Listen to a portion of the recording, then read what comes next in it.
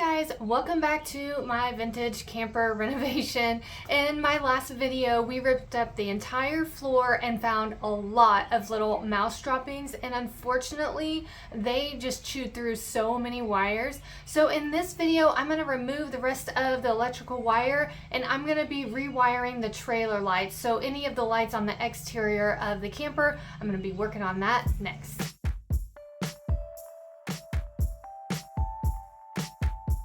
I wanted to show you this plug. This is another reason why it needs to be replaced. I mean, it's so corroded and broken.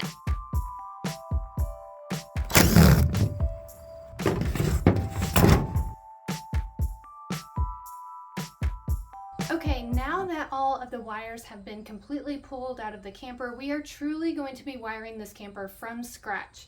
So what I will be using is a new 14 gauge plug and some 14 gauge wire for all of the running lights. But then I'm also going to be using a 10 gauge wire specifically for the brakes. And I will be putting in all new brake lights and running lights and a license plate light. Okay, I am at the front of the camper and Keith just installed the distribution box at the front of the camper, and now I am going to feed our 7 wire 14 gauge wire for all the running lights.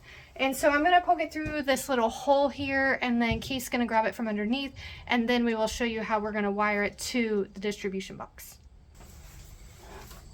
So when we pulled the cord back through there, my son yanked on it and tore a bigger hole in the bottom shell of the camper. So what we're going to do is I'm going to actually attach a box, and I've got these grommets here down at the bottom, wire grommets, so the wires will slide through there and keep tight, and that way they won't actually rub or get any friction against the metal box either. But I'm afraid that the wire would get cut by this sharp aluminum here. So I'm going to cut a hole, insert the box in there, and then that'll take care of the hole as well as allow the wire to be run through, and then we'll run it back through these holes here.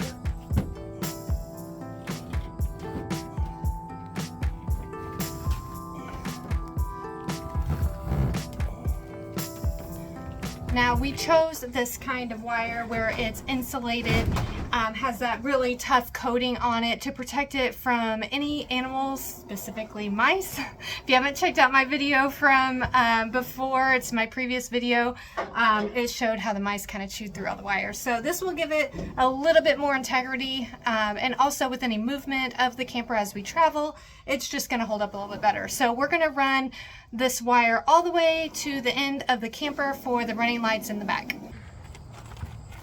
I asked Keith to do this, but I guess I'll get on the floor or on the ground. Ooh.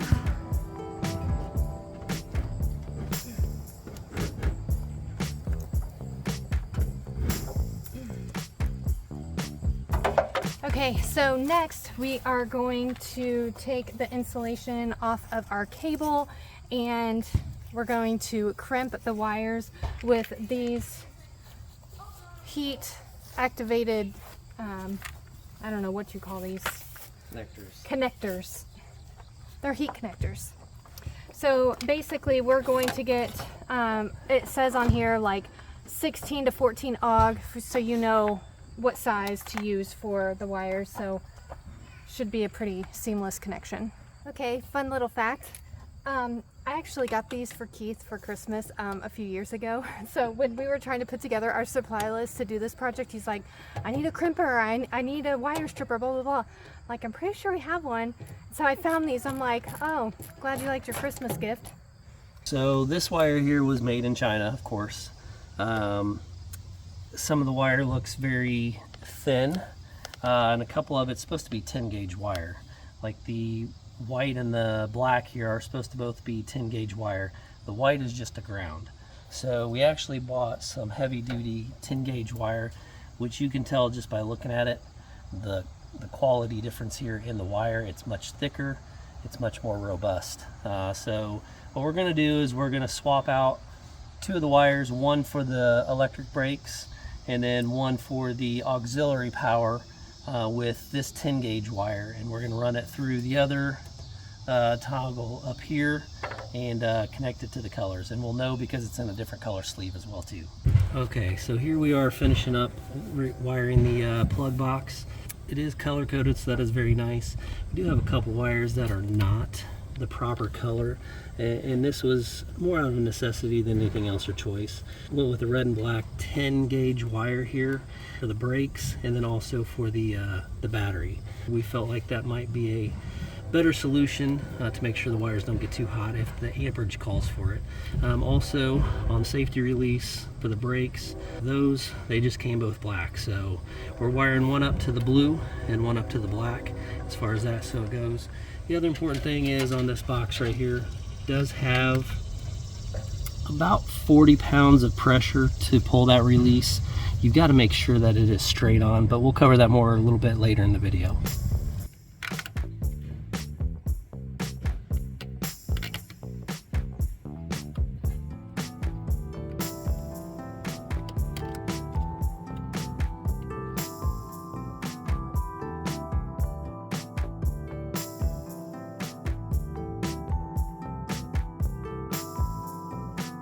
So right here we have the breakaway switch.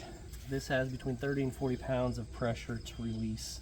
It is plastic, so one of the key things you got to be really aware of that is when you're putting it on. It's like my wife, she would rather have it like this, but that is at an angle and you run the risk of possibly breaking this plastic clip. So when it's on there, you want to make it snug. You want to give yourself plenty of wire, which we'll cover those up with some conduit wrap or something like that later on. But you want to make sure that this is straight onto where the trailer is going to hook into the truck. So we'll get it attached. So we got that in with self-tapping. It does have a rubber grommet on it to keep it nice and snug, also keep the corrosion from building up. But didn't want to over tighten it, so it does have some play there. So that allows the breakaway switch to actually move a little bit too as well in transit. But you do want to make sure that it's lined up before you take off to go somewhere on a trip. Okay, so something that's really cool that came with the plug is this little holder. So it kind of keeps it off the ground. So that's what he's installing now. Okay, so now we are working on the new taillights, and the previous taillights, I don't know. I don't know what's going on here, but there's a massive hole that we do not need, and I do not want a whole lot of water coming through. So I have some leftover tape that I use with the felt on the other side that we used on these corners to seal them up, and I felt like it worked really well, so I'm going to try the same thing.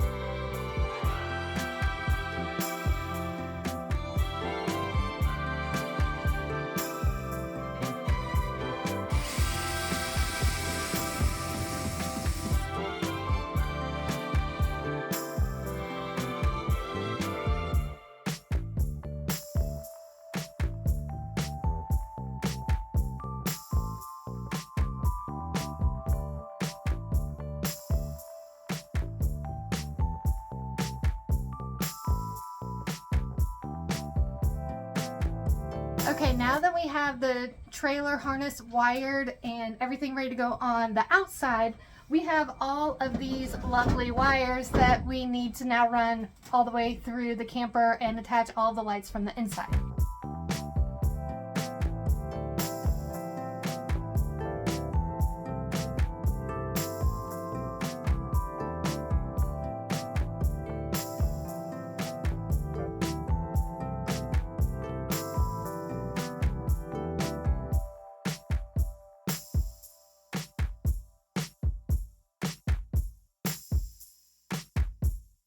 Okay, so I'm gonna have to get on Keith because when he comes out here to work on the camper, he's not telling me, and he's hooking up these taillights without me. So I'm gonna run inside and see if I can actually show you how we did it and what wires go where.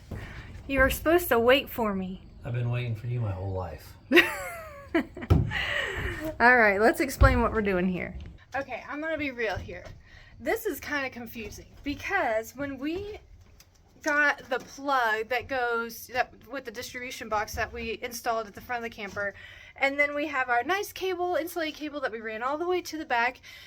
The colors, like color coded, that you can't mess this up. Like, it was supposed to be really easy. Then we get our tail lights, and the tail lights are completely different colors. So we had to do a little bit more research to figure out, okay, what color goes with what color wire and all the things. So that was a little bit of research and a little bit of work, but we were able to do it. So on the brake light here, what I used is I used these clips here to make it a little bit easier. And then I taped them so that during travel, the vibration and everything, they didn't come loose. Because the wires can sometimes come loose, or while we're, you know, doing more construction on the camper, I didn't want to accidentally pull them in as well too. So what was confusing is the yellow wire here is not the reverse wire. It is actually part of the turn signal. The yellow wire is the reverse light here. So, and the green wire is the running light, but it is not the running light on this one. So the running lights are actually brown and black. Because we have actually a light on both sides of the reverse light, so it needed 2 wires, 1 for each side. So we're working on the brake line now for the air brakes. This wire here, of course, my hired help cut the wire too short. So I'm putting in a box here, and then when we run the wires, I can run the junction box in, and then it'll be something that'll be easy to locate if we ever do have trouble. So we can just go right to the box, and this will also help protect the wires too as well.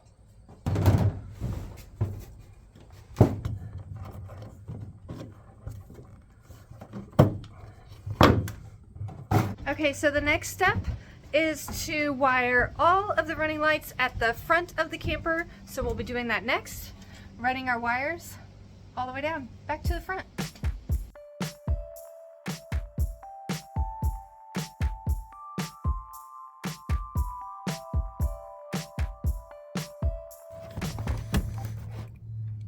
Very important in the camper too. These wires, they are low voltage, but you twist the wires together as well too before you tape them. This wire nut helps keep them tight, but one, the electricity causes some vibration, and then of course this is a camper, so running down the road creates a lot of vibration as well too. And this twist knot here helps keep the wires in constant contact, and then once you tape them, hopefully it should keep it from coming loose. However, that's very important that you do that, because once these walls are up, it's going to be extremely hard to get to all this.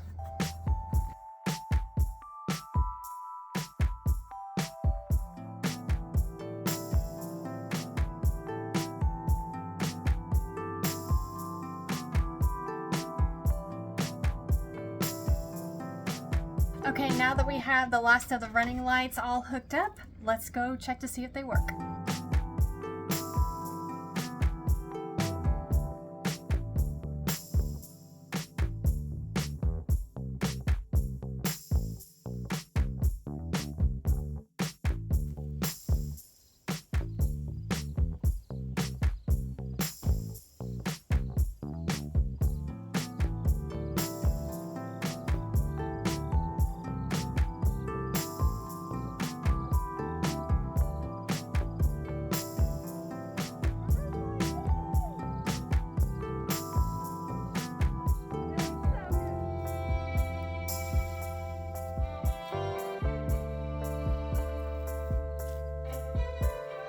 Thank you so much for watching, and I hope you enjoyed this video. If you did, please like and subscribe. And next, I believe we are going to be working on roughing in the plumbing a little bit and putting the floor in. So making progress. Thanks for watching. I'm waiting on Keith to help me because I need the breakaway switch to be removed. I'm having trouble with that. And look at this game. Baltimore versus Colts in overtime. Like, this game will not end. The field goal, there was like just a second left and he was just a little bit short. I mean, come on. But I just don't understand the other handle Lewis here. Today's point, Shields, his hands, his tail.